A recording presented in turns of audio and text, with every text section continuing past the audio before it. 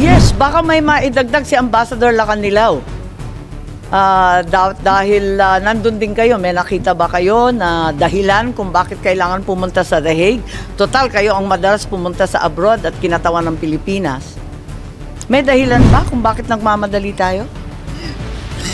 Hindi po ako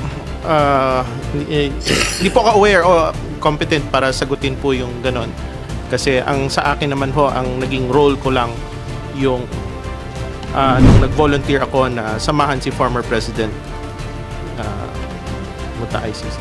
Lahat tayo hindi alam ang dahilan kung bakit nung araw na yon kinailangan talaga isakay at dalhin sa Hague kahit may sakit, kahit may karapatan pumunta sa husgadong Pilipino, kahit hindi pa nakikita ang pamilya, ang doktor, ang abogadong pili, talagang kinakailangan dalhin na talaga sa The Hague.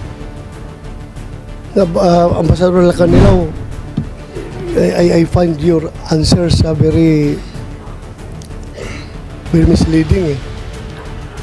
Kanina pa, yung sinasabi mo na hindi mo alam na hindi pala siya dinala sa competent court, competent judicial authority. Hindi mo alam. Hanggang ngayon, hindi mo pa rin alam. I'm giving you a chance. Opo. Ano po yung, Mr. Senator, ano po yung nabanggit ko kanina? Yun po. Nandun ka, the whole time, galing sa tube hanggang doon sa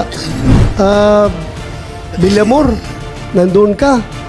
Hindi mo rin alam. Hindi mo pa rin alam na hindi siya dinala sa judicial authority. Yes, Mr. Senator. Hindi mo alam? Yes, Mr. Senator. So you're lying. You're lying. Madam Chair, I move to set in contempt Ambassador Lacanilaw. Last chance, hindi mo alam if nilabas sa Villamor si PRRD? Hindi mo alam? Hindi po, Madam Chair.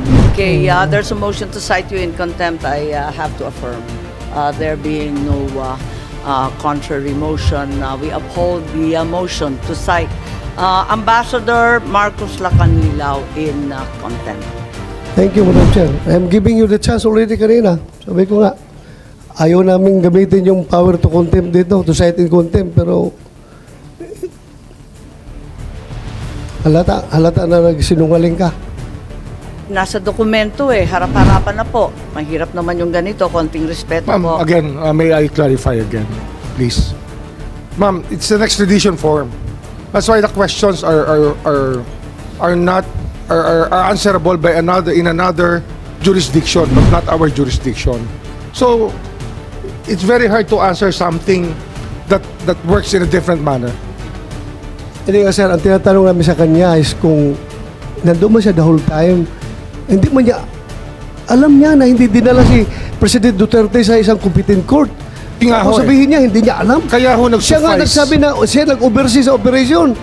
Tapos hindi niya alam na kung dinala o hindi.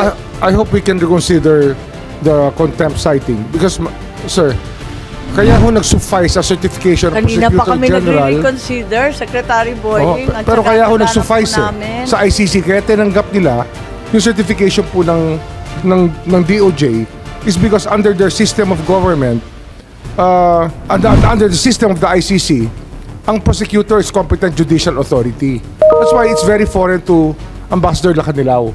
Hindi naman ho madaling malaman yan until ho pinaliwanag yan ni Justice Ascuna sa atin.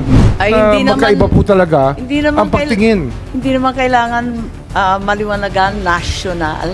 Sabi naman national ang liwanag naman po nun. Balikan na lang natin si General Torre. General Torre, ano ba talaga yung dahilan kung bakit nagmamadali? Sinabi mo na hindi naman... Madam Chair, you have ruled already the citing contempt. Thank you, Madam Chair. Madam Chair, if yes, you may... the ambassador is cited in contempt. I'm sorry. Yes, General Torre, please, we'd like you to be a little bit more forthright and straightforward. What was the real reason for the rush? You yourself said this was an arrest with a warrant.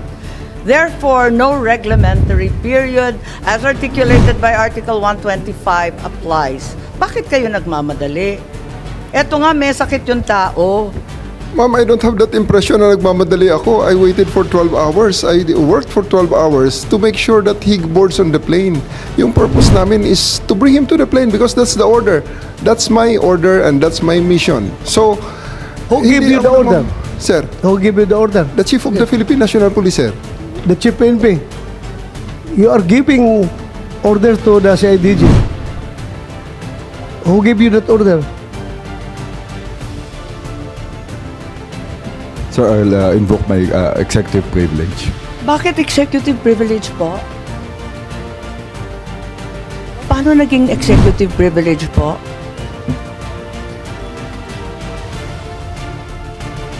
Nangyari na, tapos na eh. Sino nag-order? Okay, si Senator Bato, please. May tinatanong yata siya kay Chief PNP. At ito ay may kinalaman sa chain of command lang naman. Pakaliwanag. Sinabi na naman ni DOJ. That's executive privilege po. Basta usapan na po within the executive department. Hindi na ho namin pwedeng ilabas dito. I think those matters are matter of executive privilege. Maliwanag The decision-making process of the executive department, especially on the top level, kasama na po kami, ay executive privilege. But I have gone as far as saying, I gave the clearance. Clearance, but not the order. Well, it can be interpreted both ways, sir. Well, klaruhin natin, sir. You gave the order or you gave the clearance I gave the clearance to the SILG. to the SILG? Yes. So meaning the SILG was the one who gave the orders to the Chief PNP? Well, that's why we are citing executive privilege, because we do not want to be drawn into this long discussion.